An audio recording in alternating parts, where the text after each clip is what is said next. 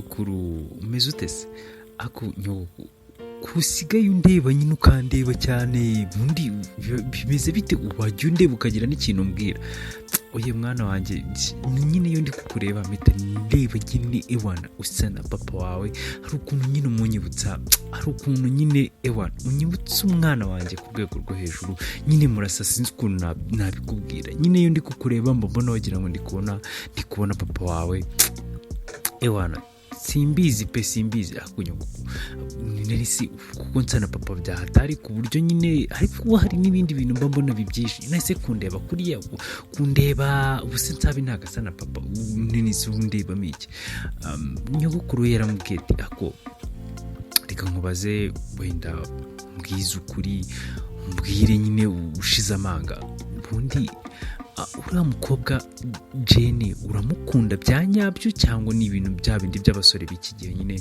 baza bakubwira ngo ndagukunda by'akanya gatoya mwamara kumenyana gato cyangwa se mwamara kujyana mu buriri gatoya ukihita umwihinduka ubundi uriya mukobwa uramukunda bya nyabyo cyane bya bindi ni ya mico yanyu nyine mwigiye hanze yo kuza nyine ubona umukobwa wese muryamana uhita umuvaho ubundi ufiteho gahunda ye Eric yaramubwiye ati sinzi ukuntu nabikubwira sinzi ukuntu nyine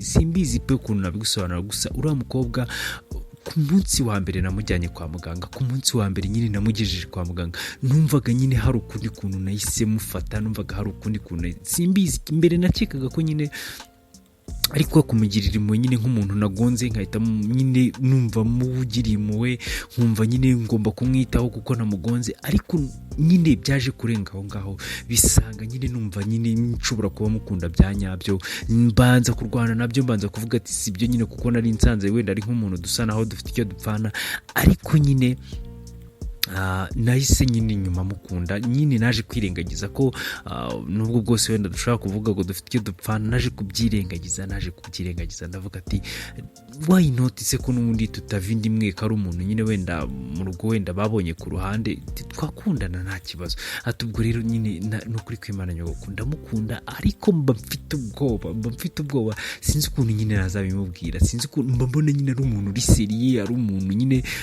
uvuga ibintu bikeya niba ari uko wenda nyine yaciye no mu buzima bukakaye cyangwa se bukomeye nyine mbona ari umuntu ufite sinzi ukuntu nzabimubwira nyirakuru aramubwira ati akuse ingimbo numva hari n'ibintu binashekeje uri ni gute umuntu w'umugabo nkawe ufite ubwanwa ukuze bingana gutyo uvuga ngo wabuze ukuntu ubwira umukobwa ko umukunda ubwo si byo birashoboka ariko abana b'iki gihe ati noneho uzi ukuntu wenda nka sogokuru wawe kera wenda honyine none naho byabaga biteye ubwoba ati abana b'iki gihe nsigaye mbona nta n'isoni bakigira ati hano nyine umuntu atangira gukundana afite n'imyaka 5 ukajya kumva akana k'imyaka 5 ugafite sheri ukajya kumva kandi k'imyaka 10 ugafite sheri ibiki n'ibiki ukabona utuntu two kwandikirana ati twebwe ku myaka yacu nyine byari bihabanye ni hahandi wenda yego wenda natwe twashakaga tukiri bato wenda kubera ubushobozi bwari buriho wenda ntago ari nk'iki gihe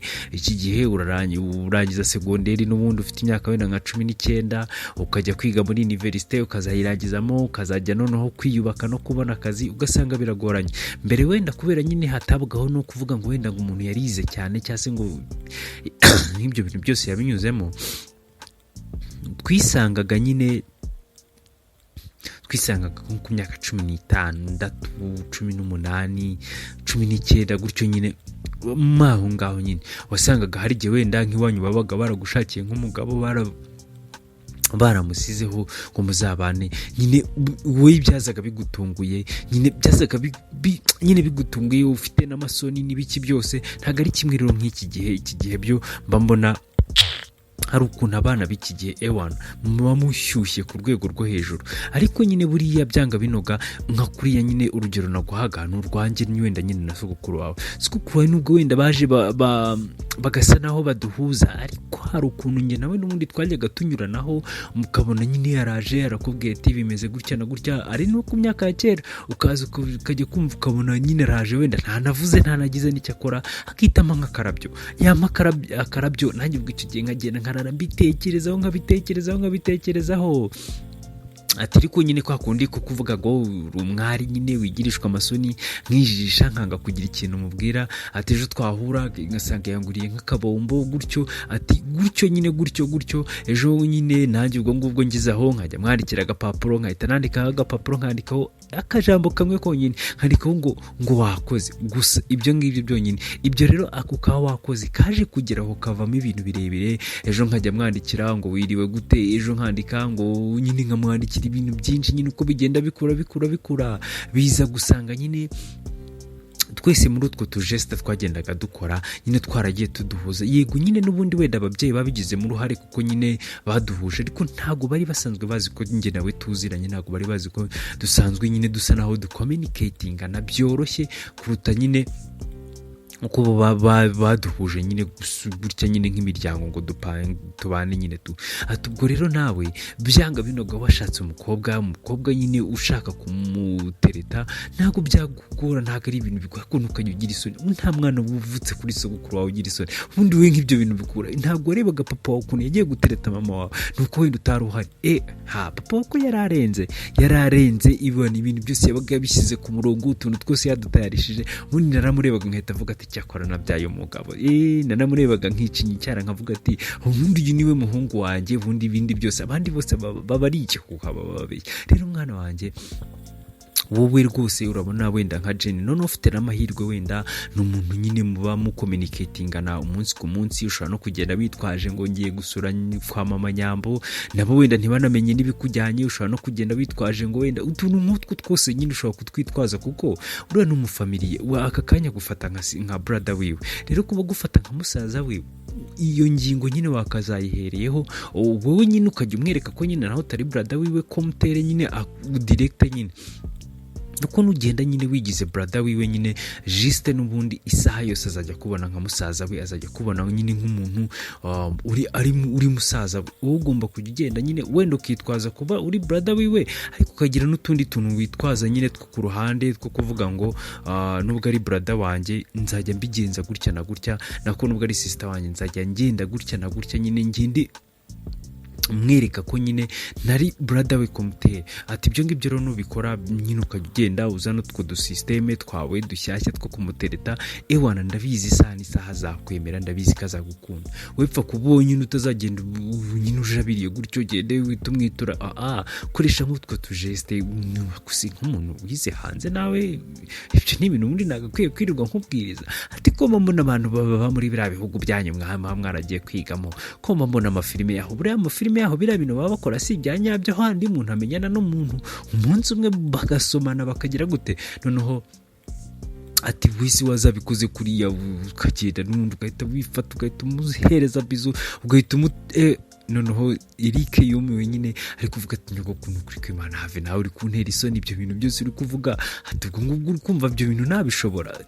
Ariko rwose ariko rwose ati si uri kumva ndi kugutera isoni, ati tuvuge ko ubu ngubu uri aho ngaho gusa nta kintu na kimwe wenda urakora, wenda dushobora kuba atari kuri Jene, ariko ntabwo navuga ngo uri aho ngaho no ku bandi bakobwa nyine gutyo gusa, ntabwo byakunda, ntabwo byashoboka. Rero wowe niba umukunda genda nyine wemere ufate nyine niba ari nako kabombo ugenda nyine umukorera utuntu nyine turi creating memory nyine ukora utuntu atazajya yibagirwa. Ati hari ukuntu ushaka kujyana umuntu muri restaurant saa sita akumva ko nyine ari ibintu nyine bisanzwe, wamujyanye muri lunch nta bintu birenze ni nkuko nanjye nagufata nka kujyana.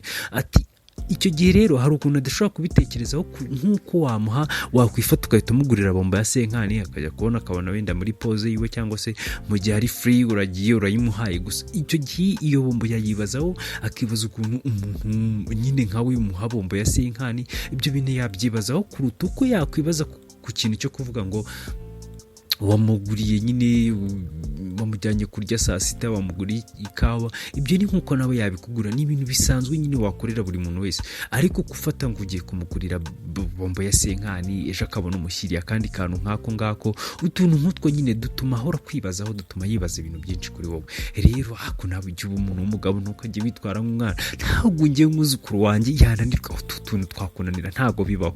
Noneho rero ubwo ngubwo tuvuye aho ngaho rero twagarutse ku ruhande rundi.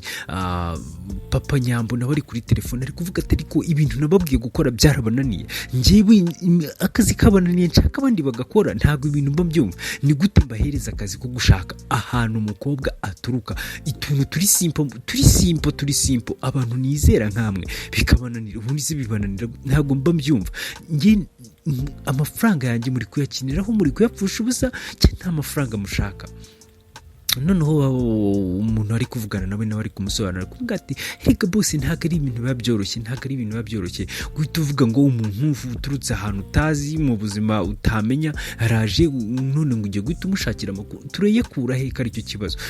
Ko nta yindi sose twavanamo amakuru y'uriya mukobwa, biragoye. Noneho Papa Nyambo aravuga ati nyine muyashake, niyo mpamvu mbishyura kandi niyo mpamvu mbizera. Ati rero mugomba kushaka, ntabwo nshaka kubana n'umuntu ndashaka mumenyera amakuru y'uno mukobwa, kuko hari ibintu byinshi mbabona ampisha, hari ibintu byinshi mbabona ntamuziho. Ati rero ubwo ngubwo ndashaka mumenyera amakuru. Nta kuntu wakwifata ugahita wumva umuntu aje mu nzu yawe gutyo gusa, utazi ngo bimeze gutya na gutya, utazi ngo wasanga ari n'umuntu bamuntumye hose. Ko tuba turi mu bintu byinshi, tuba dukora ibintu byinshi. Hari igihe wasanga ari n'umuntu wamuntumyeho akaza ni nka target yo kugira ngo yinjire mu muryango wanjye, hagira ibintu bimwe na bimwe azangiza cyangwa se agira amakuru namwe atanga. Rero ubwo ngubwo ntabwo umuntu aba yizeye. Uko ugira amafaranga menshi ni nako n'umutekano wayo uba ugomba kubasekiwa cyangwa se ugomba kuyarinda, kandi ni nako n'abandi bantu benshi baba bakugendaho. Ubwo rero niba mbabwiye ngo mukore akazi mugakore kuko ndabishyura kandi mbishyura neza. Hari amafaranga mugize munyaka ngo muyabure? Umugabo aravuga ati ntayo boss, ntayo rwose, ntabwo twigize tukwaka amafaranga tuyabure. None se kuki mbabwira ibintu ngo mubikore ntimubikore? Kuki ibyo bintu bibananira gute? Noneho umugabo aravuga ati boss, turaje tubyiteho, turaje duhite tubikora, turaje dushaka ikintu tubikoraho, ariko nawe bawihanganye, duhe igihe, wibuke ko nyine natwe ntabwo turyamye umunsi ku munsi turi gushaka amakuru. Noneho rero yahise amukupa, aravuga nyine asigara yitotomanga ati ibintu by'ibiguriki biha akazi ko gushaka amakuru y'umukobwa nk'uyu nguyu, umuntu uri simple, bibananire. Mu gihe ari kuvuga gutyo rero ntabwo yari azi ko mama wa Nyambo ari kumwumva, ari aho ngaho. Yahise aza nyine nk'iyagatera, aravuga ati uri mu biki? Urambwiye ngo uri kuvuga ngo ibyo bintu uri gushaka ni ibiki? Ayo makuru uri gushaka ninde?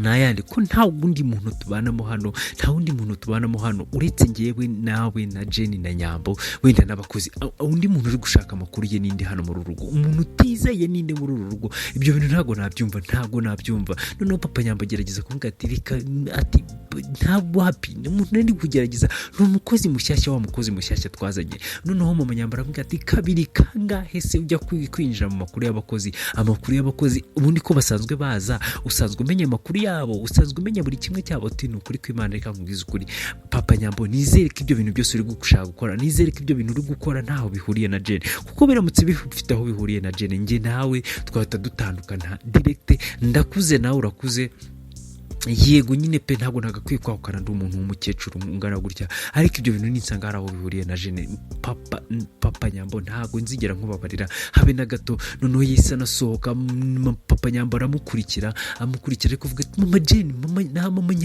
Nyambo garuka basi tubivuganeho. Ubwo Mama Nyambo we nawe yahise asohoka, naho rero agace tugasoreje. isi Papa Nyambo na Mama Nyambo biraza kugenda bite?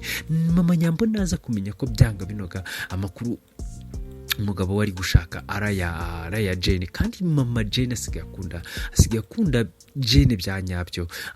Gusa rero biraza kugenda gutereka dukurikirane cyangwa se dutegereza kandi gace ku butaha. Murakoze, mukomeze kugira ibihe byiza nawe.